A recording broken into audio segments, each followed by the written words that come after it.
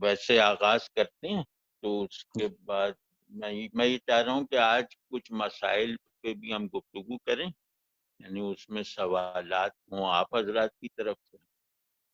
تو پہلی بات تو یہ ہے کہ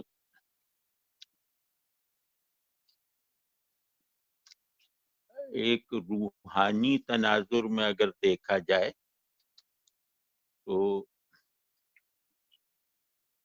آدمی پابند ہے انفس اور آفاق کو متوازن رکھنے کا، مطلب اپنے باطن، اپنی ذات اور اپنی دنیا کو ایک ایسے توازن کے ساتھ رکھنے کا جو توازن اس نے خود نہیں بنایا، خود تجویز نہیں کیا، بلکہ اسے ملا ہے۔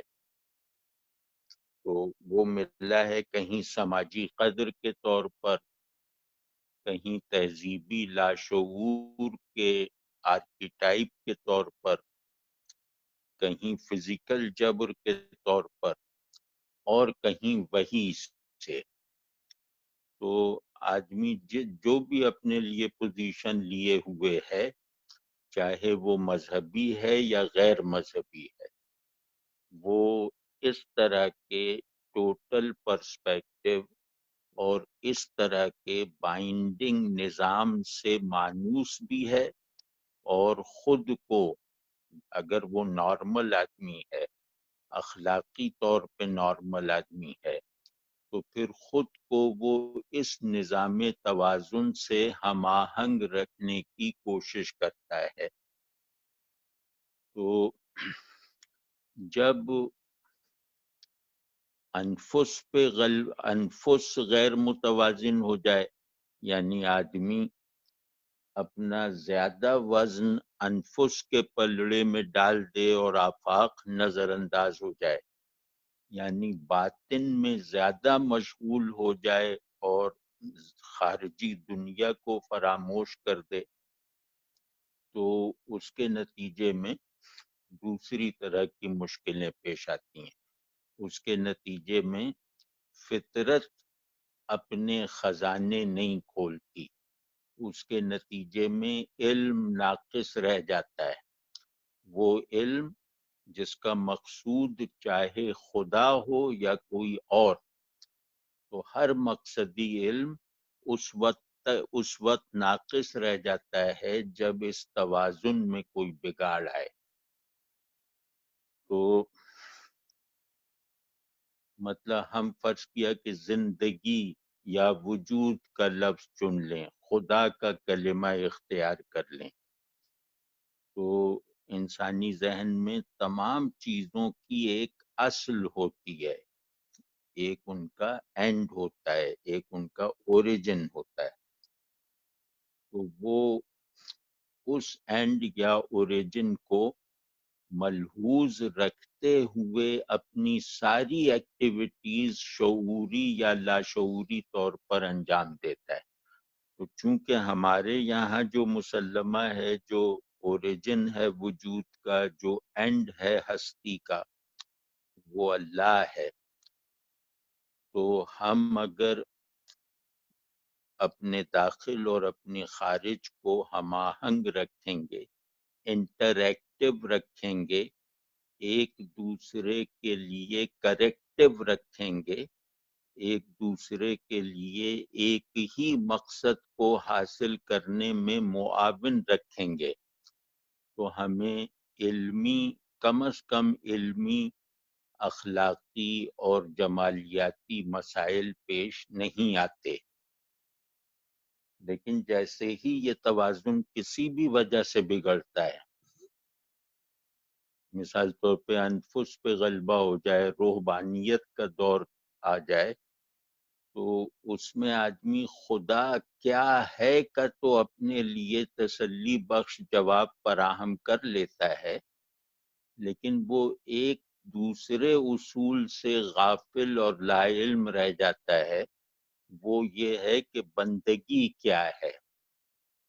تو راہب شاید اس بات کو تو زیادہ فصاحت اور گہرائی سے بیان کر دے یعنی اپنے باطن میں مشغول رکھنے والا کوئی شخص کہ خدا کیا ہے، لیکن وہ دوسرے اتنے ہی ضروری سوال کا جواب نہیں دے سکتا کہ بندگی کیا ہے۔ وہ یہ تو بتا دے گا بہت تفصیل سے کہ خالق کیا ہوتا ہے، لیکن یہ نہیں بتا پائے گا کہ تخلیق میں کیا کیا اثرات ہیں، تخلیق کی کیا کیا تفصیلات ہیں۔ تو باطنی غلبے سے باہر کی دنیا نظر انداز ہو کر آدمی کو اخلاقی طور پر بھی نامکمل، علمی طور پر ادھورا اور جمالیاتی طور پہ ڈسٹارٹ کر دیتی ہے۔ تو اب دوسری جو صورت ہے عدم توازن کی، وہ ہوتی ہے کہ آفاق پر ایسا غلبہ ہو جائے کہ انفس نظر انداز ہو جائے، یعنی کائنات اتنی زیادہ پرکشش اور قابل توجہ بن جائے اور کہ اس کی کشش اور اس کا پھیلاؤ یا اس کی گہرائیاں، چاہے وہ سائنس کے حوالے سے ہوں، چاہے سماجی علوم کے واسطے سے ہوں، چاہے فلسفوں کے وسیلے سے ہوں، غرض یہ سب علوم جو ہیں، بعض علوم ہیں جو کائنات کو ہمارے لیے زیادہ سگنیفیکنٹ، قابل توجہ اور اٹریکٹیو بناتے ہیں۔ تو کسی بھی ذریعے سے کائنات کا ایسا پھیلاؤ دریافت ہو جائے، کائنات میں ایسی کشش پیدا ہو جائے کہ آدمی اپنے باطن کی طرف متوجہ نہ ہو پائے، مطلب تو اس سے بھی وہ عدم توازن پیدا ہوتا ہے اور اس کے نتائج زیادہ بھیانک نکلتے ہیں، کیونکہ آدمی اپنے باطن اور اپنے باہر کی دنیا میں توازن رکھتے ہوئے یہ یقین رکھتا ہے کہ اس توازن کے جو بھی نتائج نکلیں گے، اخلاقی، علمی اور جمالیاتی وغیرہ، وہ سب میرے باطن کی تعمیر میں زیادہ استعمال ہوں گے۔ تو اس کا علم آفاق، اس کا کائنات کی طرف متوجہ ہونا دو مفادات کے لیے ہوتا ہے۔ اس میں پہلا مفاد یہ ہے کہ کائنات سے میرا قرب میرے باطن میں نئی نئی گہرائیاں ابھارے گا، یا کائنات سے میں جو بھی علمی سائنسی اور طرح طرح کے فوائد، یقینی فوائد حاصل کروں گا، وہ تمام فوائد کرسٹلائز اور فائنلائز ہوں گے میرے باطن میں، یعنی وہ سب فوائد صرف ہوں گے میری تعمیر میں۔ تو آفاق پر غیر متوازن توجہ زیادہ نقصان دہ ہوتی ہے، اور انفس والا کم از کم ایک اسٹیٹ آف پیس میں رہتا ہے، لیکن آفاق کو غالب کر لینے والا اسٹیٹ آف پیس سے بھی محروم رہ جاتا ہے، اور علم بھی اس کا مسخ ہو جاتا ہے، یعنی کہ علم اس کا غلط ہو جاتا ہے، علم اس کا بے روح اور بے مغز ہو جاتا ہے، اس کی جمالیات گویا ایک ویو آف اگلی نیس کے نتیجے میں پیدا ہوتی ہے، اس کا اخلاق کاروباری اور کارپوریشن والا اخلاق بن کے رہ جاتا ہے، دکھاوے کا اخلاق بن کے رہ جاتا ہے، کیونکہ وہ اپنے آپ کو منہا کر کے، اپنے آپ کو نظر انداز کر کے، سبجیکٹ کی طرف سے آنکھیں پھیر کر محض آبجیکٹ تک محدود ہو جاتا ہے، تو اس کی ہر چیز میں ایک خلا، ایک زہریلا دھواں سا اس کا سب چیزوں کا انجام ہے۔ تو یہ بات جو ہے، یہ بات جیسے خیال اور تصور یا اعتقاد کے طور پر تو ہمیں پہلے سے معلوم تھی کہ ایک وجودی توازن ہے، اس کی نگہداری انسان کو سونپی گئی ہے. تو یہ بات تو معلوم تھی، چاہے مذہبیات ہوں چاہے فلسفے وغیرہ ہوں، یہ بات ہمیں معلوم تھی. لیکن اس علم کی تصدیق، اس علم کے صحیح ہونے پر دلیل ہمیں اس وائرس نے فراہم کی ہے. وہ اس طرح سے کہ ہماری ٹیکنالوجی، خاص طور پہ سائبر ٹیکنالوجی،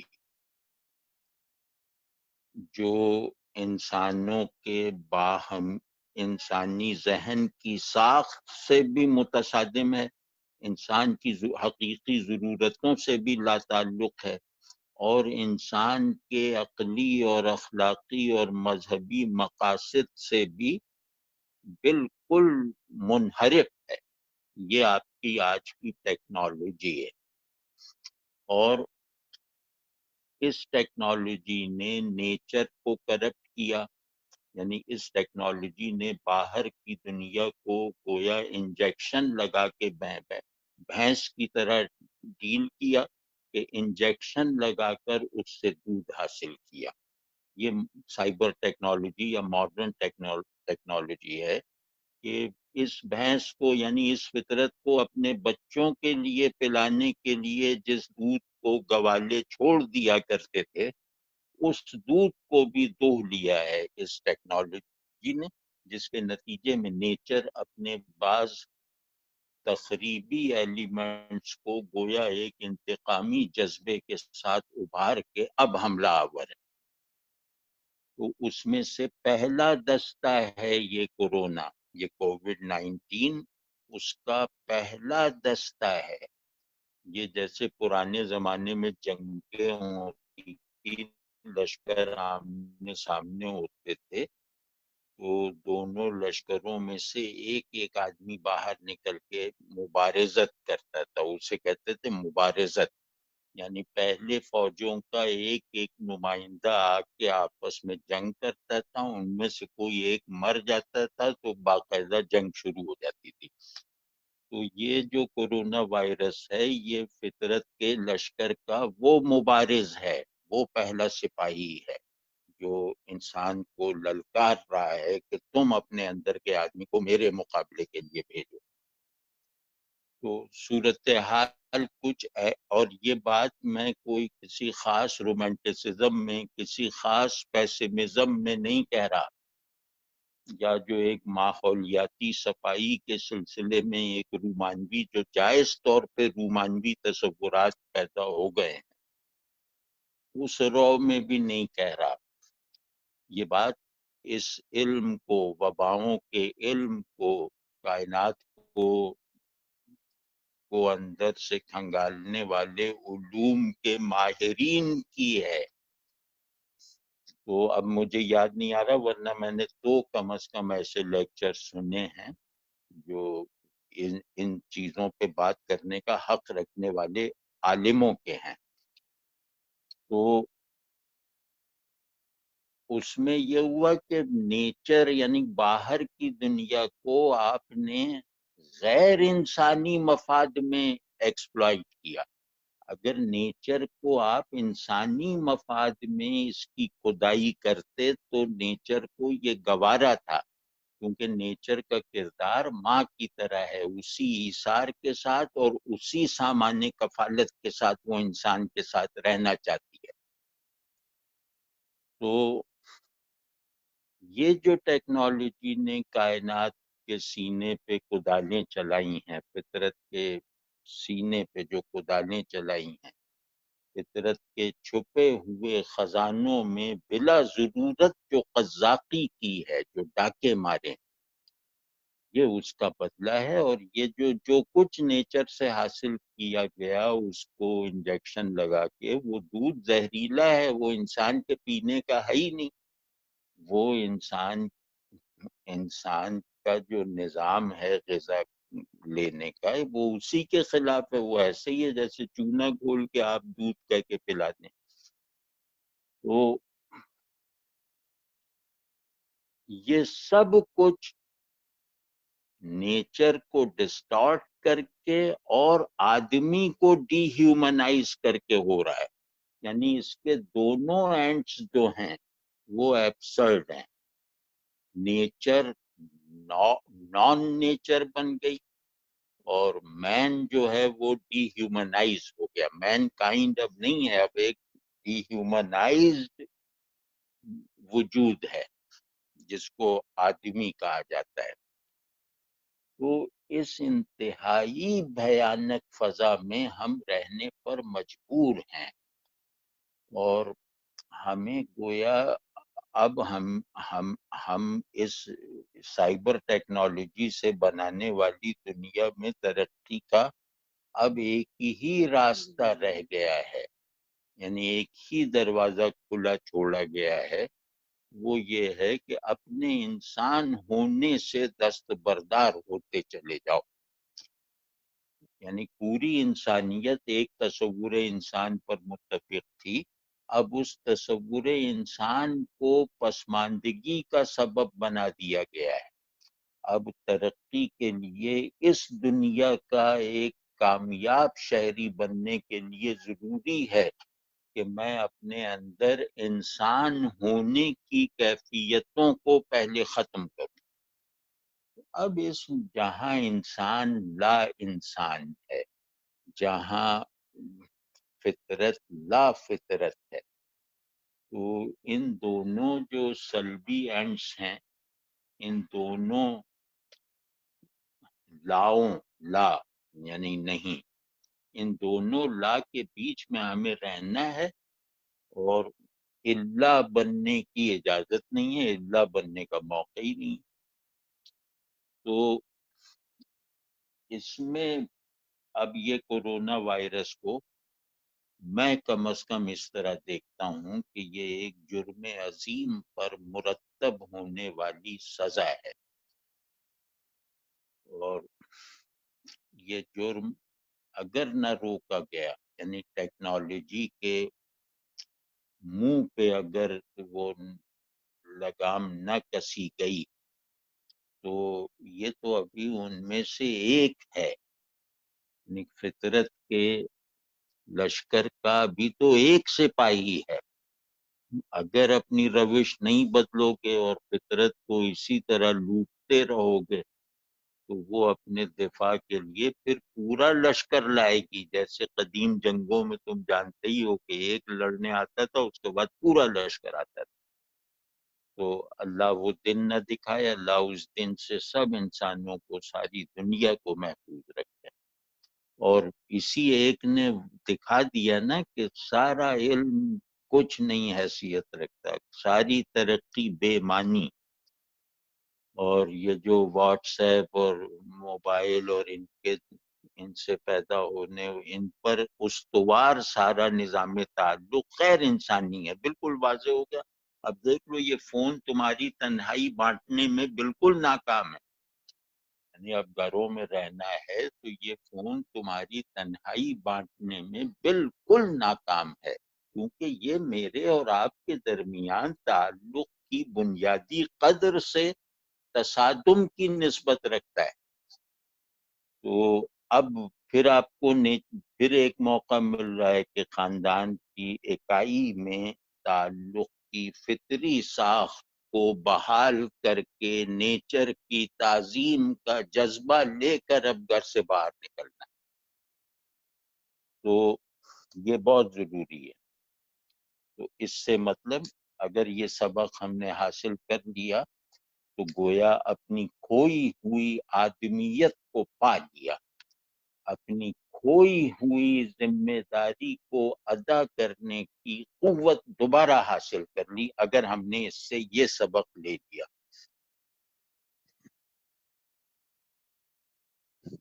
تو باقی ظاہر ہے اللہ کا شکر ہے، کیونکہ یہ مسئلہ اب انسان کا مسئلہ ہے، اس میں مذہبی اور غیر مذہبی کی تقسیم بعد میں آتی ہے. وہ سچا مذہبی وہی ہے جو انسان کی کلیت کو انٹرنلائز کرے. مذہب جو ہے جو بہت قیمتی چیزیں مجھے اسی دنیا میں عطا فرماتا ہے، ان میں ایک یہ ہے کہ انسان کی کلیت کو میں اپنے اندر جذب کر کے اس کا اسپوکس مین اور اس کا نمائندہ بن سکتا ہوں. یہ چیز مذہب کے علاوہ کہیں سے فراہم نہیں ہو سکتی. تو اسی مذہب کی اسی دین کو، اپنے دین کی اسی نعمت کو اب عمل میں لا کے دکھاؤ، اور خود جو ہم نے اس کو چھوڑ رکھا تھا اس پہ توبہ کریں، اپنے جرم پہ معافی مانگیں. ہمارے جرائم کی فہرست تو اور زیادہ ہے. تو بہرحال وہ میں ڈپریشن والی باتیں نہیں کرنا چاہتا. تو میں تو بس یہ کہہ رہا ہوں کہ اب بہت سی چیزیں جو ہم سوچتے تھے اور سوچ کے رہ جاتے تھے، اس وائرس نے اب ہم میں وہ قوت پیدا کر دی ہے کہ اب ہم اچھائیاں صرف سوچیں گے نہیں، اچھے بن بھی جائیں گے. تو اگر ہم صاحب ایمان ہیں، اگر ہمارے دلوں پر مہر نہیں لگی، تو اس نے تو گویا 100 سال کے مجاہدے کو ہٹا کر 1 سیکنڈ میں کھپا دیا. وہ 1 سیکنڈ میں طے کر لو کہ پہلی بات کیا کہ مجھے اپنی انسانیت بحال کرنی ہے، مجھے اپنی بندگی کو زندہ اور بیدار رکھنا ہے. بس انہی دو پہ انسان اس دنیا میں سگنیفیکنٹلی اور ایک آتھینٹک وجود کے طور پر رہنے کا جواز رکھتا ہے کہ وہ انسانیت میں کامل ہے، بندگی میں سچا ہے. تو بس اس وائرس سے، یہ وائرس خطیب اعظم ہے، اس وائرس کے آگے کوئی خطیب نہیں ہے. یہ وائرس رستم زماں ہے، اس کے آگے کوئی نہیں کھڑا ہو سکتا. تو بس اس سے یہ سبق لے لو، اور یہ سبق لینے کے نتیجے میں بہت زیادہ امید ہے کہ یہ وائرس جب تک ہو سکتا ہے کل ایک ویکسین نکل آئے، اس وائرس کا خاتمہ ہو جائے. تو وہ خاتمہ ایسے ہی ہوگا نا کہ ان کا اس لشکر کا تو ایک سپاہی نکلا.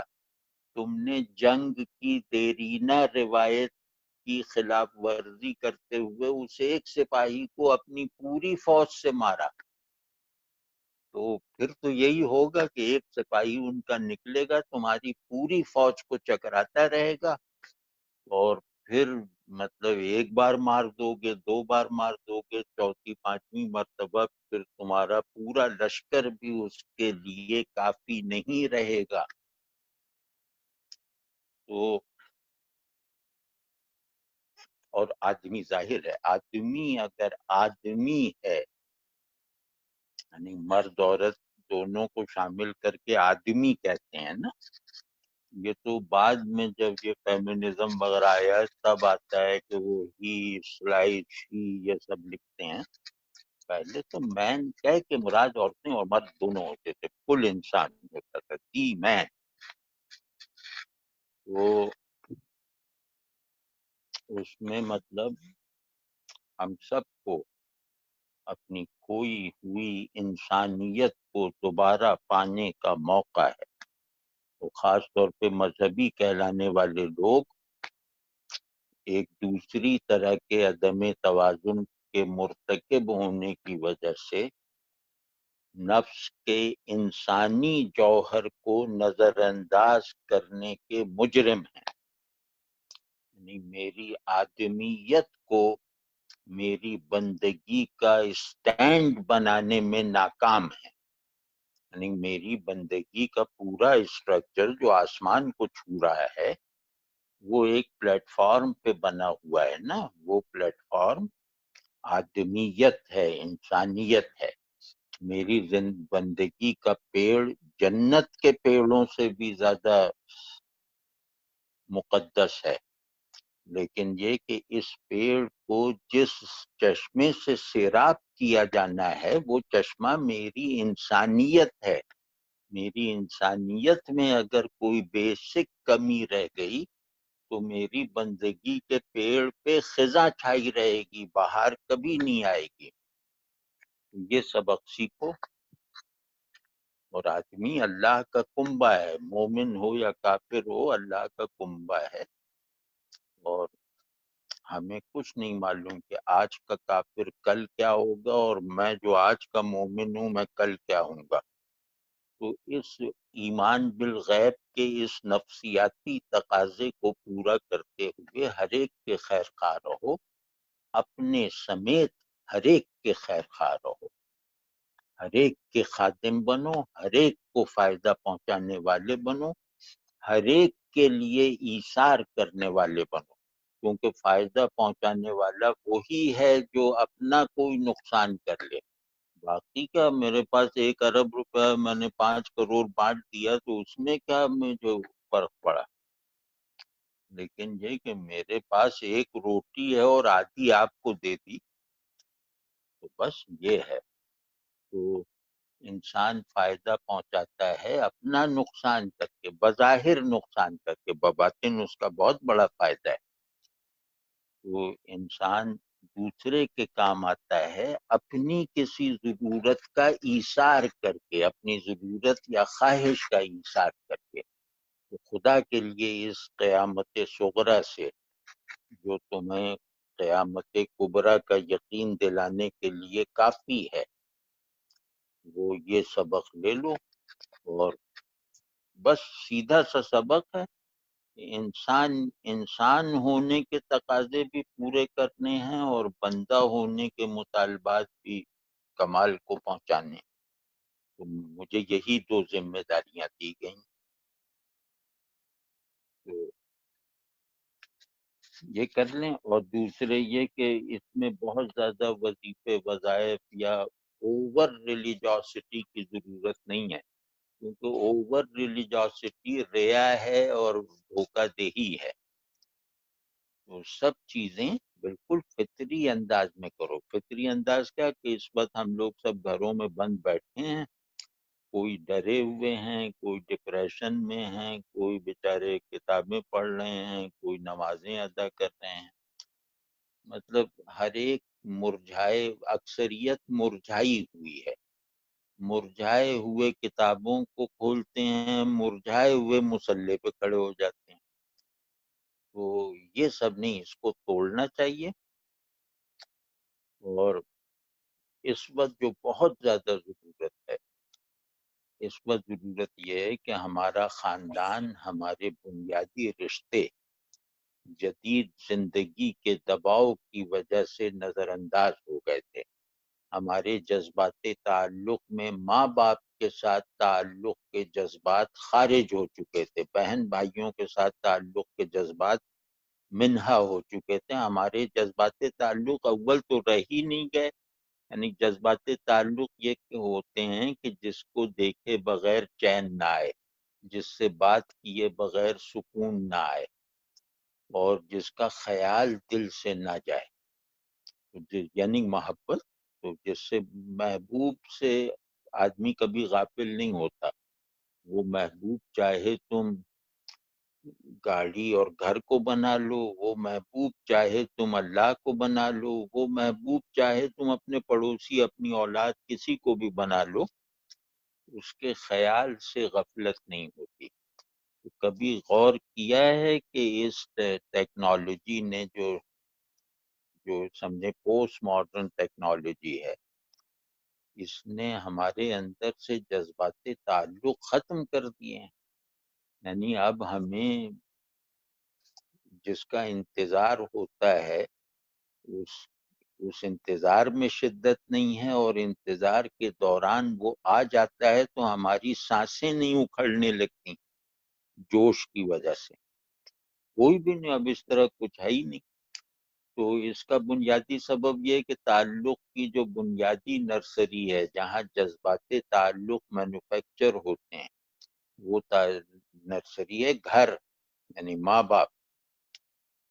ماں باپ ہیں، بیوی بچے ہیں، شوہر بچے ہیں، جو مطلب اپنی پوزیشن کے مطابق ان رشتوں کے جو چاہے عنوانات رکھ دیجئے، یعنی گھر میں موجود لوگ جو مختلف رشتوں میں بندھے ہوئے ہیں، یہ ہمارے احساسات تعلق سے نکلے ہوئے تھے، تو تمہیں ایک موقع مل گیا، اب ان احساسات کو دوبارہ زندہ کرو، اب اپنے بھائی سے اپنی بہن سے محبت کو تکلف کے ساتھ محسوس کرو، تو انشاءاللہ پھر یہ فطری ہو جائیں گے۔ اور اس وائرس کا یہ خطبہ بھی سن لو کہ ماں باپ کو چھوڑا ہوا تھا، اب پکڑ لو، اب میرا شکر ادا کرو کہ میں نے تمہیں بیٹا بننے کے لائق بنا دیا، بیوی بننے کے لائق بنا دیا، شوہر بننے کے لائق، یعنی انسان بننے کے لائق بنا دیا، اور انسان بننے کا راستہ تم پہ سہل کر دیا ہے۔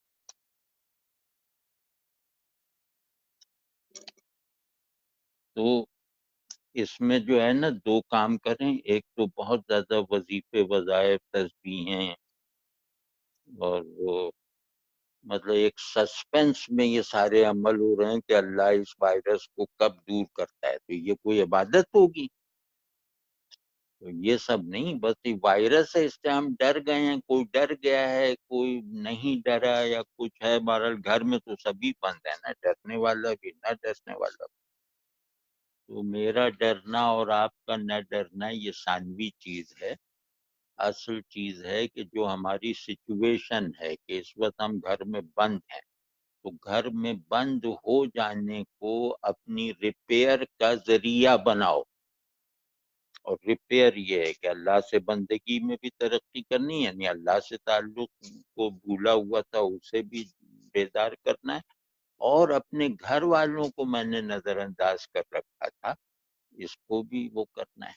اور یہ بہت زیادہ یہ جس وجہ سے یہ وبا آئی ہے اس میں مشغولیت نہ اختیار کرو کہ وہ وہاں فلم دیکھ رہے ہیں، وہاں نعتیں سن رہے ہیں، وہاں تلاوتیں سن رہے ہیں، مطلب موبائل وغیرہ میں یہ سب نہ کرو، پڑھنا ہے کتاب میں پڑھ لو، تلاوت سنو نہیں، تلاوت کر لیا کرو۔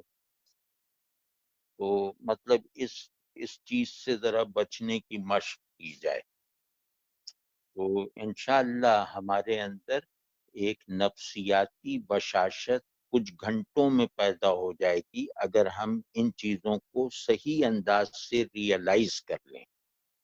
تو آپ دیکھ لیجئے گا کہ بہت کب سے تم نے اپنے بھائی سے نہیں کہا کہ بھائی کہتے ہوئے تمہارے دل نے بھی بھائی نہیں کہا، کتنے برس ہو گئے ہیں نا کہ میں بھائی کو بھائی تو کہتا ہوں، دل کے منہ سے بھائی نہیں نکلنے پاتا، تو اب دل کو شریک کر لو، اپنے بھائی کو دل سے بھائی کہنا سیکھ لو، بہن کو دل سے بہن کہنا سیکھ لو، پڑوسی کو دل سے پڑوسی کہنا سیکھ لو، وغیرہ وغیرہ، یہ بہت ہی آسانی سے ہو جائے گا۔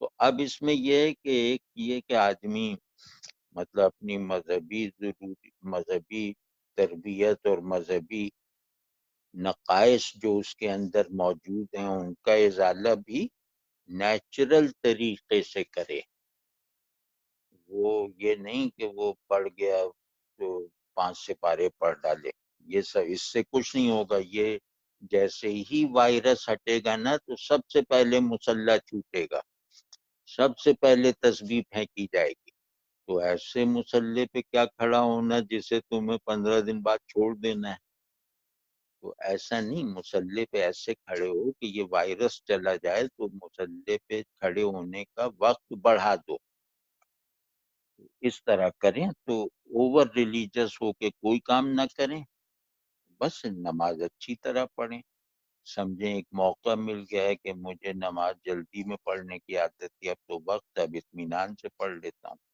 قرآن شریف میں روزانہ نہیں پڑھتا تھا، قرآن شریف ایک عام مسلمان کو جتنا پڑھنا چاہیے اتنا تو میں پڑھوں گا، اسے سمجھنے کی کوشش کروں گا، وغیرہ وغیرہ۔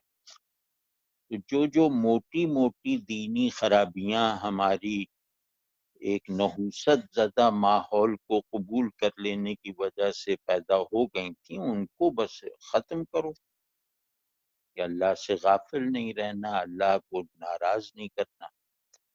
اور دوسرا یہ کہ گھر میں سب کو خوش رکھو، یعنی ایک تو یہ کہ الگ الگ نہ بیٹھیں، ایک تو یہ ایسی ہے کہ اس پہ لعنت بھیجنا جائز ہے کہ ہر آدمی اپنا موبائل لے کے، 4 آدمی بیٹھے ہیں، چاروں اپنے اپنے موبائل میں مشغول ہیں، وہ ایک دوسرے کو دیکھ ہی نہیں رہے، تو یہ سب بالکل اس کو ممنوع کر دیں۔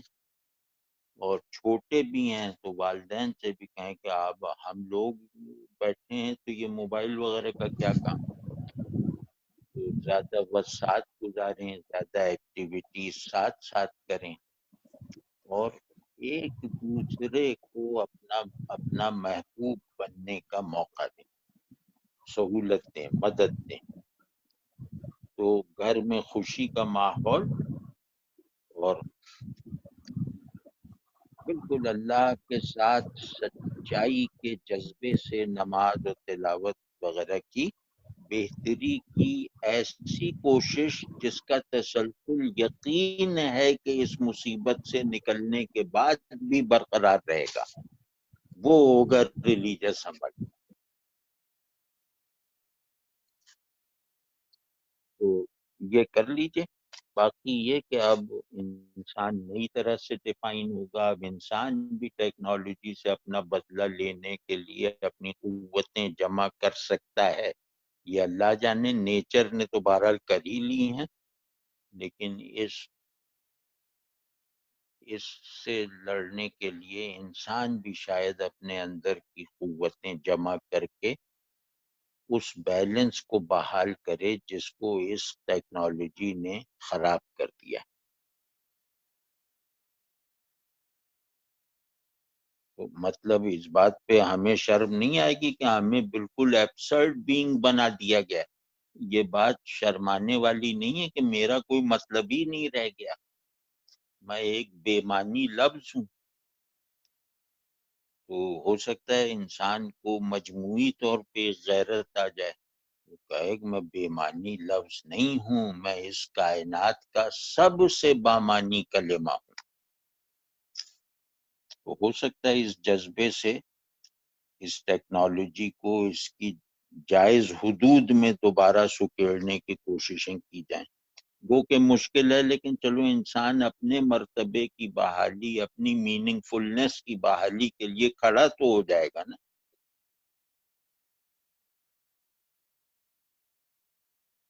تو یہ کریں، اور میں اپنی طرف سے بہرحال اس کے لیے حاضر ہوں کہ 1 2 3 دن میں چاہے نشست کر لیں، اب آج تو اس پہ بول دیا ہے، اگلی مرتبہ ہم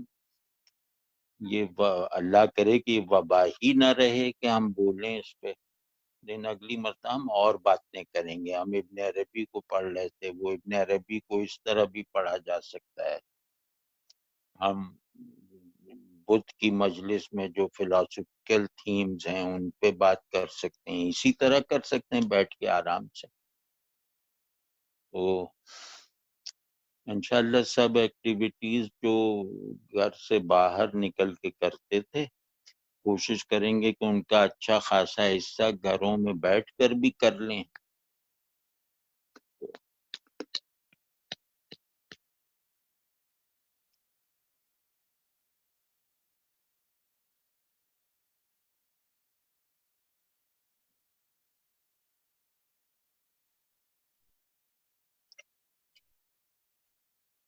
اب اب اب فرمائیے۔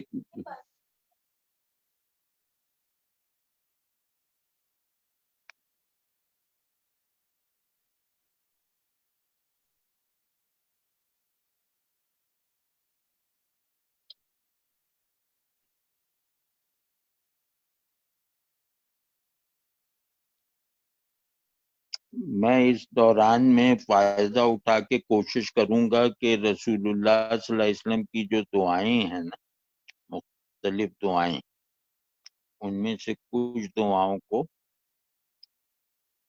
وہ مناجاتی انداز میں تفصیل دینے کی کوشش کروں گا، جیسے اللہ اللہ ربی لا اشرک بہ شیئا، یہ عنوان بنا کر اس سے اس سے متعلقہ تمام تفصیلات ذرا اپنے بس بھر خوبصورت بنا کر ادبی فارم میں لکھنے کی کوشش کروں گا، اور اس کا نام رکھوں گا مناجات در مناجات۔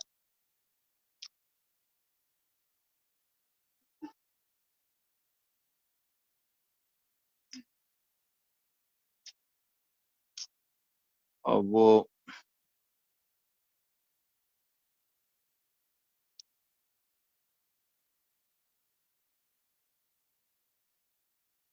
یہ جیسے اگلے 2 دن ایک کام میں بتاتا ہوں، وہ کر کے دیکھ لیں کہ اپنے آپ سے مطالبہ کریں نماز میں کہ رکوع میں جائیں تو یہ شکر نکلے دل سے کہ قیام ہو گیا، تو رکوع سے اٹھیں تو یہ اطمینان ہو کہ رکوع ہو گیا۔ اس طرح ہر رکن سے دوسرے رکن پہ جائیں تو ایک طمانیت اور شکر گزاری کے ساتھ جائیں کہ ہو گیا۔ اس طرح کی نماز پڑھنے کی مشق کریں۔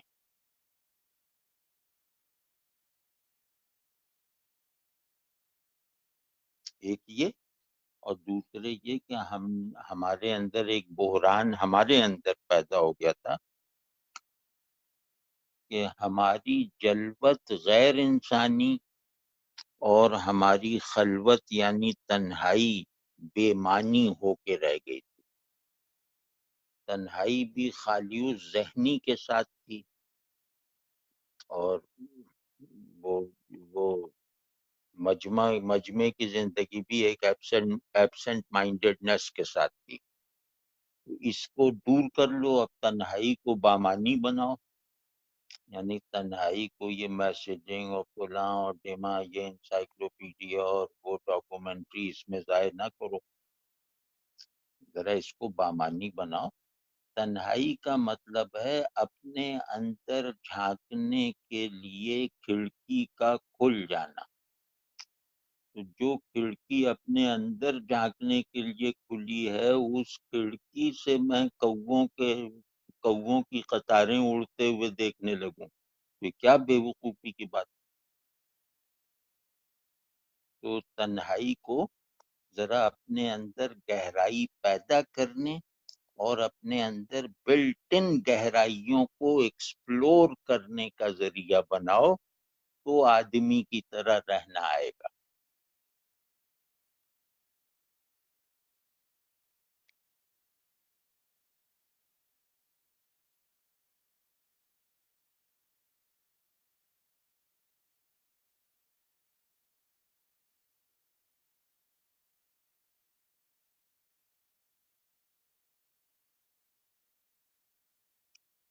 تو بھائی اب آپ لوگ کچھ بولیں۔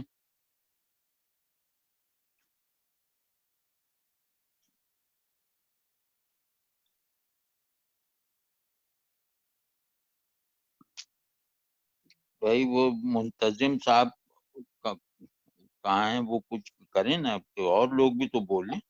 جی حضرت سب مائکس جو ہیں وہ ان لوگوں کے اپنے کنٹرول میں ہی ہیں، تو وہ اگر کوئی صاحب کچھ سوال کرنا چاہیں، کچھ کہنا چاہیں تو اپنا مائک انمیوٹ کر کے تو وہ بات کر لیں۔ بس بہترین، ہاں بہترین ہے۔ السلام علیکم جی، واصف عرض کر رہا ہوں جی۔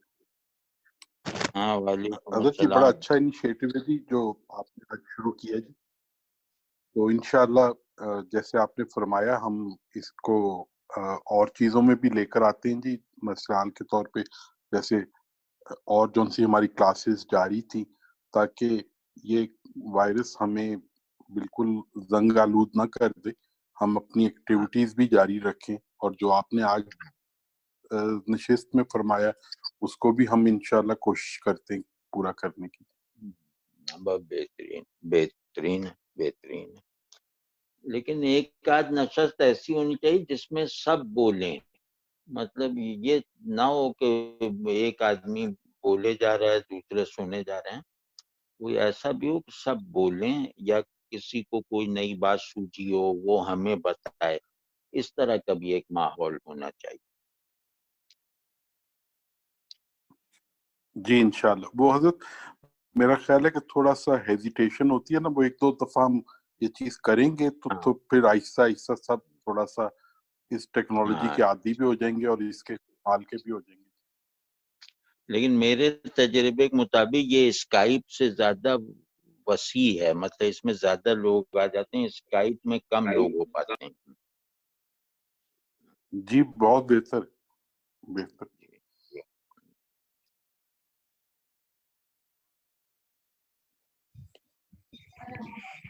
السلام علیکم جناب. وعلیکم السلام. میں صرف ایک یہ جاننا چاہ رہا ہوں اس موقع پہ، آپ نے کیونکہ ابھی ابھی کہا کہ کچھ لوگ بھی اپنی باتیں پوچھیں تو اس سے ہمت بندی کچھ، کہ جو سب سے زیادہ ڈسکس ہونے والا ٹاپک ہے گزشتہ چند دنوں سے، مسجد اور گھر، اور مسجد کو بند ہونا اور کھلا ہونا، اس بارے میں کیا موقف اختیار کرنا صحیح ہے؟ کیونکہ مجھے تو ایسا گمان ہوا ہے کہ پاکستان یا ہندوستان کے علاوہ باقی جگہوں پہ تو اس میں لوگوں کو زیادہ تردد نہیں ہوا، لیکن یہاں شاید لوگوں کی جذباتیت کے تحت کچھ زیادہ تردد کا احساس ہے. اچھا، آپ کی آواز کچھ بدل سی گئی ہے تو اپنا نام بتائیے گا. جی میرا نام ہے ظفر علی سہروردی، میں انگلینڈ سے شامل ہوں آپ کے ساتھ. میرے خیال ہے تعارف نجم سہروردی کے ذریعے ہوا ہوگا آپ کے ساتھ.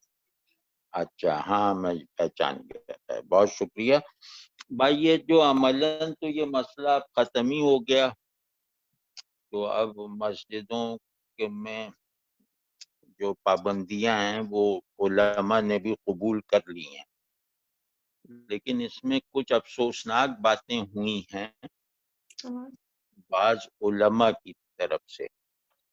تو وہ خیر اللہ کرے کہ وہ اب وہ باتیں مطلب عمل میں آنے سے رہ جائیں، کہ وہ ایک جیسے ضد کرنا ہے اس کو، جیسے مسجد کے آداب کے خلاف سمجھنا، اسے دینداری کے خلاف سمجھنا کہ مسجدوں میں جمعہ نہ ہو، نماز پہ جماعت پہ بھی ریسٹرکشنز ہوں.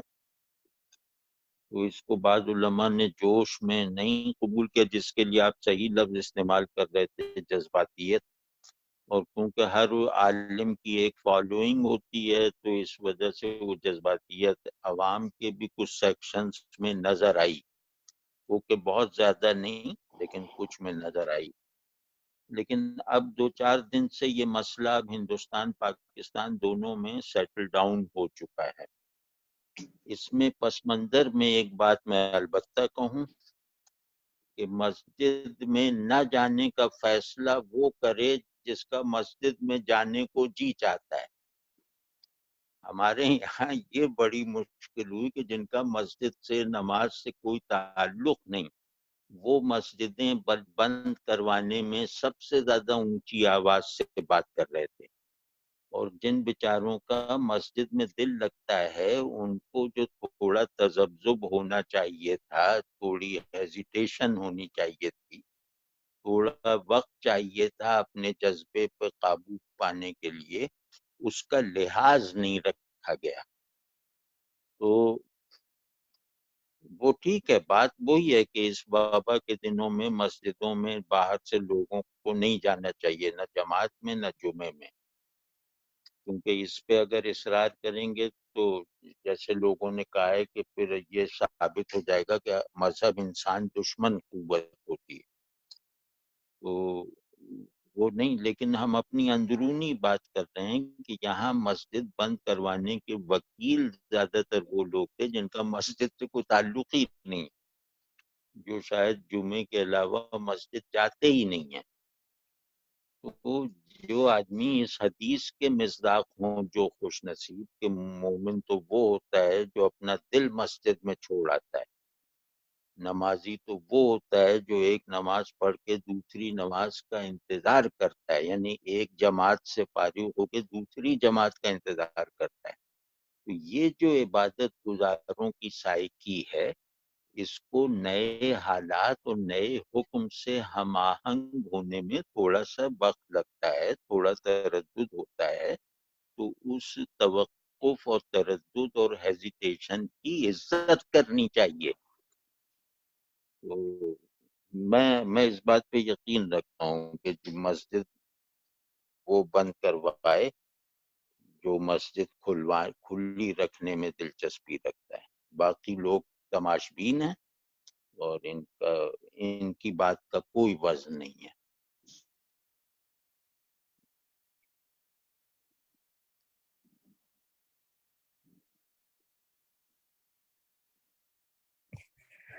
السلام علیکم جاوید صاحب، مجھے پوچھنا یہ ہے کہ جب ہم ایسے حالات میں راشن تقسیم کرتے ہیں یا لوگوں کو کھانا کھلاتے ہیں اور جو مشکل میں ہیں، تو یہ تمیز کرنی چاہیے کہ ہم اگر مسلمان ہیں تو صرف مسلمانوں کو ہی راشن دیں اور انہیں کو کھانا کھلائیں، اور اگر کوئی مسلمان نہیں ہے، وہ ہندو ہے یا کسی اور مذہب سے ہے یا کسی اور فرقے سے بھی ہے، تو اس کو نہیں دے سکتے ہم کھانے کی چیز یا راشن کی چیز. کیونکہ اس طرح کا ایک واقعہ ایک دن پہلے کراچی میں ہوا بھی ہے کہ ایک بہت بڑی تنظیم اس وقت میں کھانا بھی لوگوں کو دے رہی تھی اور راشن بھی، تو انہوں نے ہندوؤں کو نہیں دیا اور کچھ مرزئی تھے ان کو نہیں دیا. تو ایسی صورتحال میں آپ کیا بتاتے ہیں کہ کیا کرنا چاہیے اگر آپ کچھ خیر کرنے جاتے ہیں تو؟ بھائی جو یہ تقسیم کرتا ہے وہ مسلمان تو کیا وہ آدمی بھی نہیں ہے، وہ جانور ہے. وہ رسول اللہ صلی اللہ علیہ وسلم کے دین پر نہیں، ابو جہل کی روایت پر ہے. بلکہ میرا بس چلے تو میں غیر مسلموں کو ترجیح دوں اس تقسیم میں. جی جاوید صاحب، شاید اس لیے کہ کچھ لوگ کہہ رہے تھے کہ ہم جو یہ کر رہے ہیں وہ زکوٰۃ کے پیسوں سے کر رہے ہیں، تو اگر یہ زکوٰۃ کے پیسے ہیں تو پھر ہم اس کو غیر مسلموں پہ نہیں لگا سکتے. اس میں علماء سے مشورہ کر کے ایک حیلہ تملیک ہوتا ہے. جیسے مدارس بھی زکوٰۃ پہ چلتے ہیں تو زکوٰۃ سے اساتذہ کو تنخواہیں بھی دی جاتی ہیں. تو اس کے لیے ایک قانون نکالا ہے کہ ملکیت میں لے لیتا ہے کوئی آدمی، پھر اپنا مال بنا کے دوسروں پہ صرف کرتا ہے. کیونکہ اساتذہ تھوڑی سب زکوٰۃ کے مستحق ہیں. تو اس طرح کے، لیکن بہرحال یہ علماء سے بات کرنی چاہیے کہ یہی حیلہ تملیک اسے کہتے ہیں. یہی حیلہ تملیک ان موقعوں پہ بھی ہونا چاہیے یا نہیں، یہ بہرحال کسی عالم سے جو ذرا انسانوں سے محبت کرتا ہو اس سے پوچھئے گا. جی السلام علیکم جناب علی. اجمل عرض کر رہا ہوں جناب حضرت. آپ نے بہت ساری باتیں ماشاءاللہ بڑے کھول کے بیان فرما دی ہیں. تو اس میں ایک چیز تو یہ نظر آئی کہ اب احساس ہوا ہے کہ جب اللہ پاک کا عذاب عالمی سطح پہ آتا تھا پہلے زمانوں میں تو وہ اسی طرح ہوگا. یہ ایک چیز سامنے نظر آ گئی. تو دوسرا مسئلہ یہ میں نے پوچھنا تھا کہ اس وقت جو جیسے آپ نے فرمایا کہ خوف کی بھی علامت بنی ہوئی ہے، تو ہمارے خاص کر ہمارے جو بچے جو سہمے ہوئے ہیں اور خوف زدہ ہیں، ان کے لیے تو یہ بالکل ہی نئی چیز ہے، اور بلکہ ہمارے لیے بھی نئی چیز ہے. تو ہمیں تو کسی نہ کسی طریقے سے جیسے جنگوں میں یا کوئی اور واقعات میں ہمیں کچھ عرصہ گھروں میں بیٹھنا پڑا، لیکن ہماری جو بالکل نئی جنریشن ہے، چھوٹے بچے ہیں، وہ تو بالکل اس سے مطلب نابلد تھے. تو ان کو کیسے ذرا بیان فرما دیں کہ ان کو کیسے کیا جائے کہ ان کی دلچسپی اور ان کا ماحول تھوڑا سا بدلا جائے. جی شکریہ. بہت اچھا. یہ بچوں کا ابھی میرے داماد نے ایک بڑا اچھا کام کیا ہے. وہ نواسا میرا ہے، وہ بہت جیسے باہر نکل، ولی آپ تو جانتے ہی ہیں. جی جی جی الحمدللہ. باہر نکلنے کا بہت شوقین ہے. اس کو بہت زیادہ ڈپریشن سا ہونے لگا تھا، تو انہوں نے اس کا کلاس فیلوز کا ایک اور خاندان کے ہم عمر لڑکوں کا ایک گروپ بنا دیا ہے، یہی واٹس ایپ یا کسی سے. تو وہ اب لگ گیا اس میں، تو پتہ چلا کہ وہ بھی خوش ہے اب. تو اس طرح ہر بچوں کا مزاج دیکھتے ہوئے انہیں تفریحات میں لگائیے، اور یہ بہترین موقع ہے انہیں نمازی بنانے کا. جی ٹھیک ہے. نماز محبوب چیز ہو، پھر تفریح بھی جو ہے نا وہ لگتا ہے کہ اللہ کو خوش کرتی ہے. نہیں، جو آدمی نماز سے محبت کرتا ہے نا اس کا جی جی کھیلنا بھی اللہ کو راضی کرتا ہے.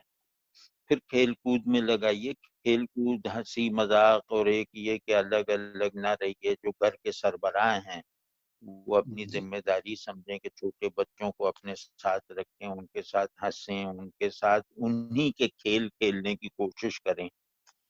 تو ایک گھر میں خوشی کا, ہنسی مذاق کا ماحول ضروری ہے, وہ جی رکھیں. پھر کچھ مشورہ, میں مشورہ کرنے جا رہا تھا اپنے پوتوں کے لیے کہ یہ لوگ, جی ظاہر ہے یہ اس عمر کے جو چھوٹے بچے ہیں نا, 9 سال سے کم عمر, تو یہ بہت ہاں جی زیادہ پریشان ہے.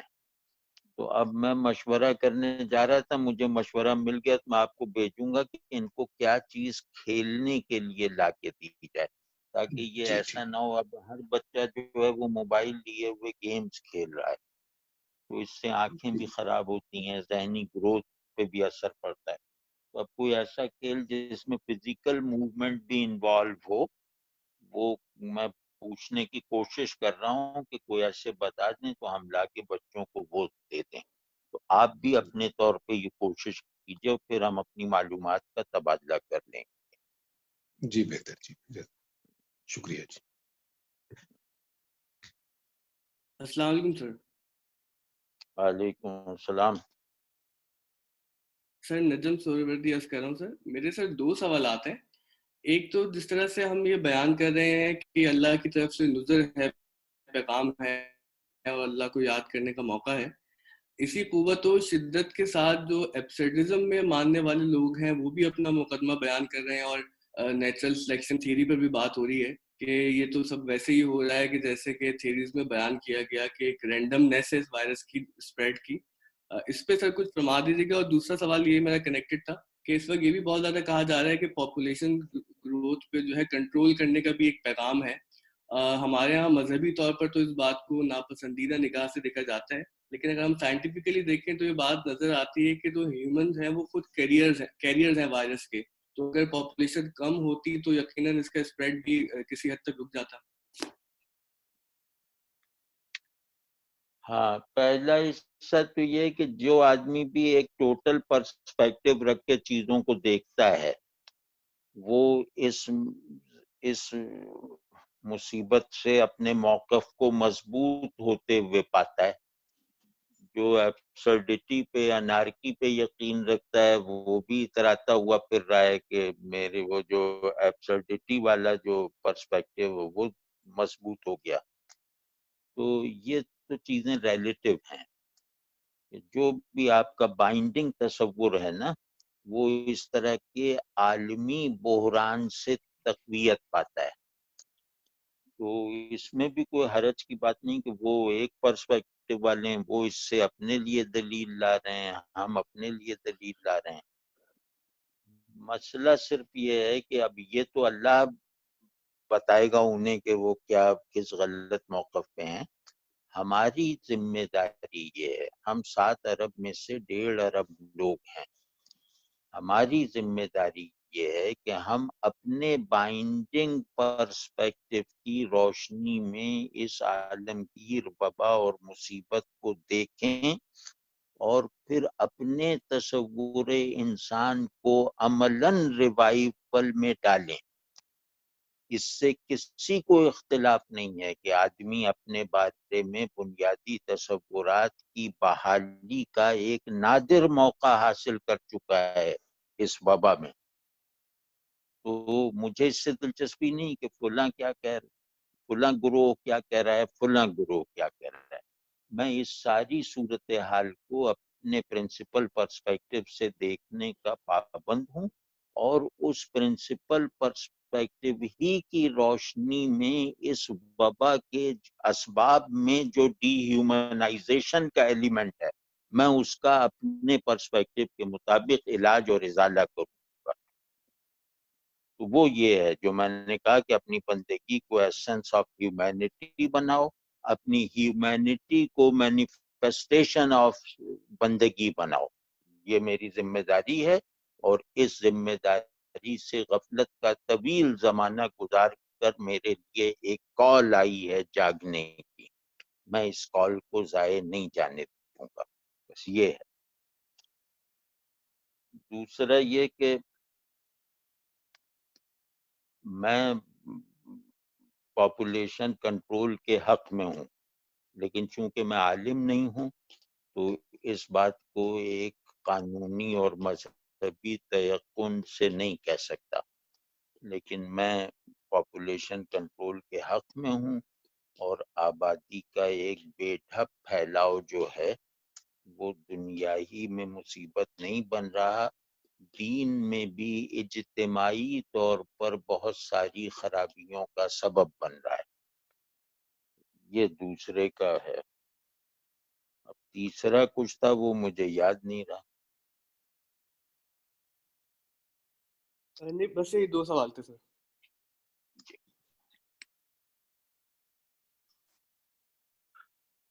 السلام علیکم ورحمۃ اللہ، احمد نور عرض کر رہا ہوں جناب۔ وعلیکم السلام ورحمۃ اللہ وبرکاتہ۔ جناب عرض یہ ہے کہ جو آپ نے بنیادی موقف لیا ہے اس معاملے میں، اس میں بات ایسی ہی ہے کہ آدمی نے اپنی انسانیت جو ہے وہ ٹیکنالوجی کے عوض بیچ دی ہوئی ہے اور بیچے جا رہا ہے، جیسے اس کی کوئی حد بھی نظر نہیں آ رہی۔ اور ٹیکنالوجی اس وقت انسان کا انفرادی، اور مطلب یہ میرے ناقص خیال میں ہے کہ ٹیکنالوجی انسان کے انفرادی اور اجتماعی اقدار کا شاید بنیادی ٹول بن گیا ہے، وہ چاہے حیاتیاتی ٹیکنالوجی ہو، نیوکلیئر ٹیکنالوجی ہو، وہ آرٹیفیشل انٹیلیجنس کی ٹیکنالوجی ہو۔ تو اب یہ ہوا ہے کہ بہت سے لوگ جو آپ کا بنیادی موقف ہے، جو ہم بھی محسوس کر رہے ہیں، اس کو سمجھیں گے اور لیں گے اور اس کو کنسیڈر کریں گے، اپنے اندر سے جھانک کے دیکھنے کی کوشش کریں گے کہ کیا ہوا کیا ہے، ہم نے کہ فطرت سے چھیڑ چھاڑ کی ہے، اس کے مخالف چلے گئے ہیں، اس سے کیا ہم یہ چاہتے بھی ہیں کہ کیا ہم نے یہ چاہا تھا کہ فطرت سے جنگ لیں۔ تو بہت سے تو شاید بھول چوک میں ہی اس جنگ میں شامل ہوئے ہوئے، لیکن اب چونکہ ٹیکنالوجی اقتدار اور طاقت کا ایک ٹول بن گیا ہے، تو کیسے وہ لوگ انفرادی یا خاص کر اجتماعی طور پہ اس سے دستبردار ہونے جائیں گے؟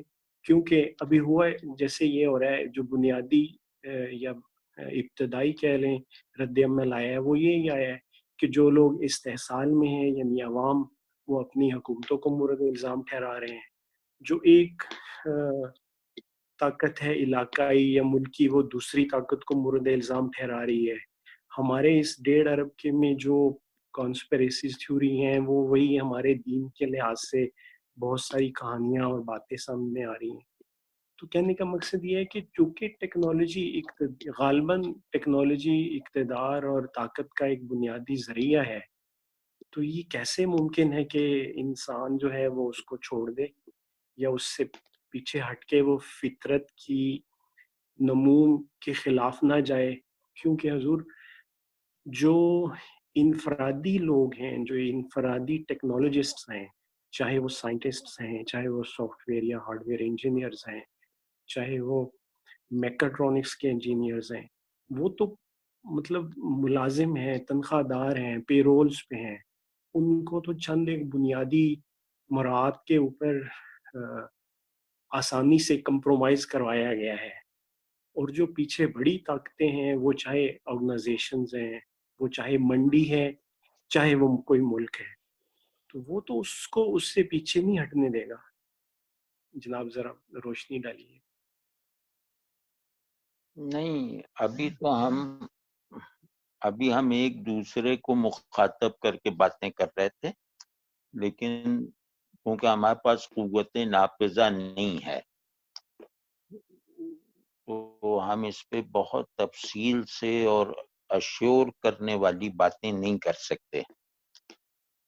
تو یہ صحیح ہے کہ ٹیکنالوجی سے دستبرداری نہ ممکن ہے نہ ضروری ہے، یعنی ٹیکنالوجی انسان کے اندر جو تسخیر فطرت کی قوتیں ہیں ان کا ایک ابھی تک کا آخری اظہار ہے۔ تو तो ये इंसान का शरफ इस्टेब्लिश हो सकता है इसी की बुनियाद पर। अब यही जैसे हम इस पे बात कर रहे हैं इस ऐप पर, तो ये ऐप गोया एक बड़ी नेमत है ना कि हम आपको जोड़ दिया इसने।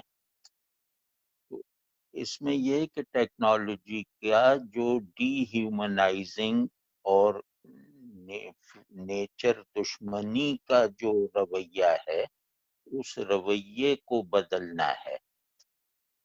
वो जाहिर है कि वो अब इस वबा को गुजर जाने दें, तो उसी को मैं कह रहा था कि इंसान के इज्तिमाई ज़मीर से कुछ आवाज उठेगी, जो मुमकिन है कि टेक्नोलॉजी के किरदार को इसकी बेसिक कुव्वत की बरकरारी के साथ महदूद कर दे। ये मुझे मुमकिन होते दिखाई देता है। जैसे क्लोनिंग का अमल शुरू हो के रोक दिया गया ना, तो इसी तरह टेक्नोलॉजी के बाद दीगर एस्पेक्ट्स जिनका जरर साबित हो चुका हो, उसके खिलाफ अब इंसान को जमा होकर उसे रोकने का जैसे एक इख्तियार सा हासिल हो गया है। अब ये रफ्ता रफ्ता हुकूक इंसानी का भी मसला बन जाएगा कि टेक्नोलॉजी की फुल्ला चीजें हुकूक इंसानी के खिलाफ हैं। तो देखिए आगे क्या होता है, लेकिन सरे दस्त तो हम रोने की पोजीशन में हैं, या ज्यादा से ज्यादा हम ये कर सकते हैं कि ये टेक्नोलॉजी के डीह्यूमनाइजिंग इफेक्ट से खुद को बचाने की कोशिश करें। वो हम करेंगे इंशाल्लाह। लेकिन एक मैक्रोकॉस्मिक स्केल पर जाहिर है कि वो कुव्वत नाफ्जा हमारे पास नहीं है, वो कॉर्पोरेशन हमारे पास नहीं है। उसमें बस एक उम्मीद ही है कि शायद इंसान के ज़मीर में इंसान होने का मुतालिबा इतनी कुव्वत पकड़ ले कि वो इस गैर इंसानी रिवायत को जड़ से उखाड़ के फेंक दे। वो इंसान कर सकता है, इंसान जो चाहे कर सकता है। जनाब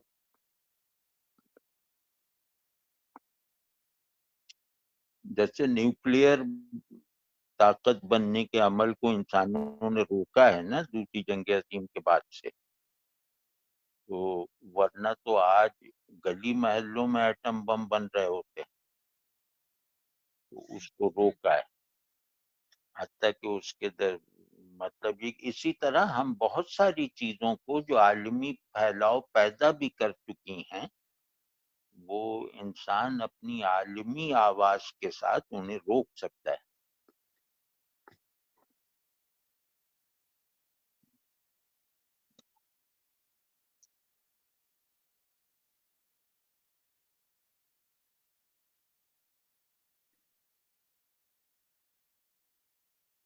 हजरत, ये अर्ज करना चाहता हूँ कि जो टेक्नोलॉजी की बात हुई है, तो ये मामला तो फिर बहुत पीछे तक जाना चाहिए कि जब पत्थर पे पत्थर रगड़ के इंसान ने एक इजाद की थी जिसको टेक्नोलॉजी की सादा तरीन सूरत कहा जा सके। हाँ हाँ, जहां जहां तक वो आग की इजाद ने नेचर के यख जिस्म को भी हरारत दी थी।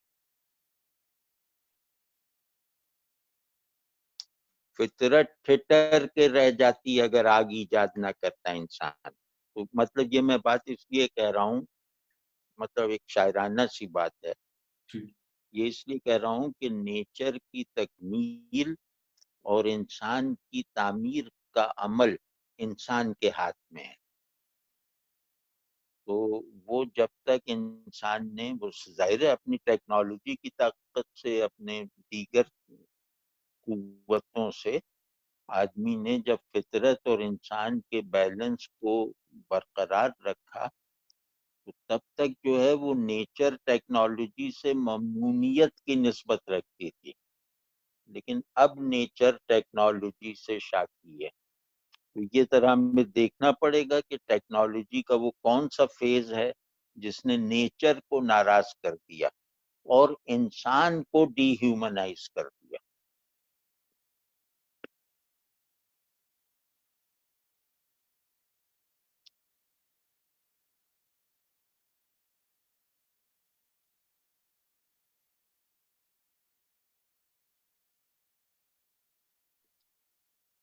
چلیں پھر آخر میں وہ جو میں نے کہا اللہ اللہ ربی لا اشرک بہ شیئا، یہ بہت تکرار کیجیے گا اس کی. یہ مجھے دوبارہ آدمی بنا دے گا، یہ کلمہ دوبارہ بندہ بنا دے گا.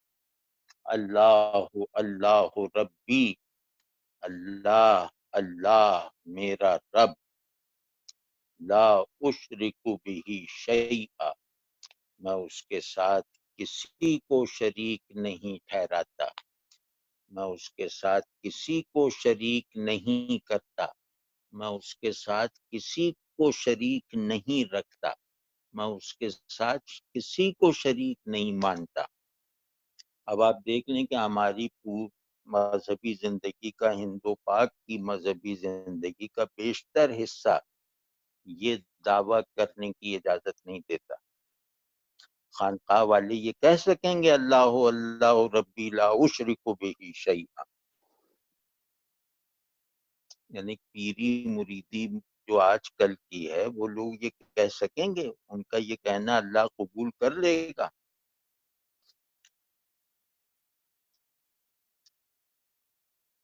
تو بس اب اس پہ مذہبی کانٹیکس میں ہم نے زور لگا کے بات نہیں کی، اس میں یہ عذاب ہے.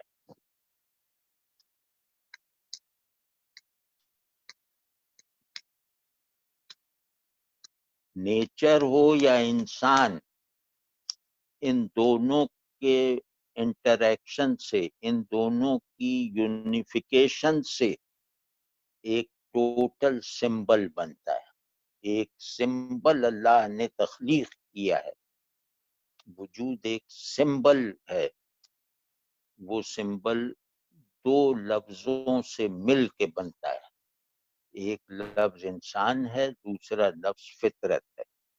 اور وہ سمبل یہ ہے کہ اس کا کانٹینٹ اللہ ہے، اس کی فارم ہیومن اور نیچر کی ہے.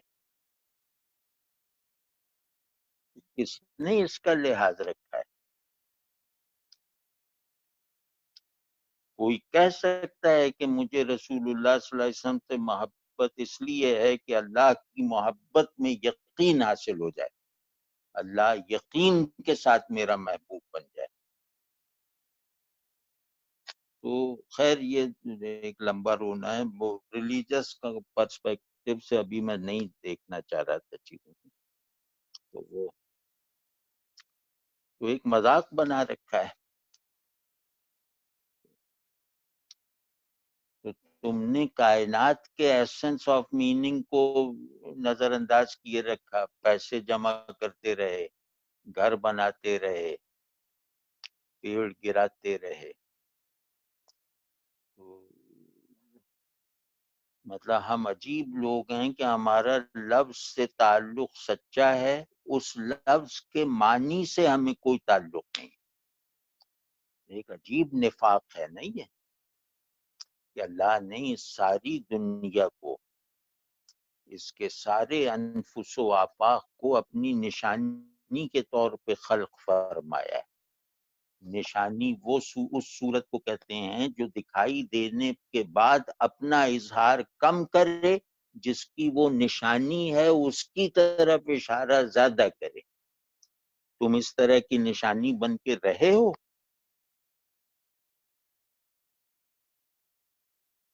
تم نے چیزوں کو اس طرح کی نشانی سمجھ کے ان سے علمی، جمالیاتی، افادی اور معاشی تعلق رکھا ہے. تو تم خود جانور، جانوروں سے بدتر. جانور کسے کہتے ہیں کہ جو چیزوں کی سمبولک ویلیو کو نہیں جانتا، بس وہ جانور ہے.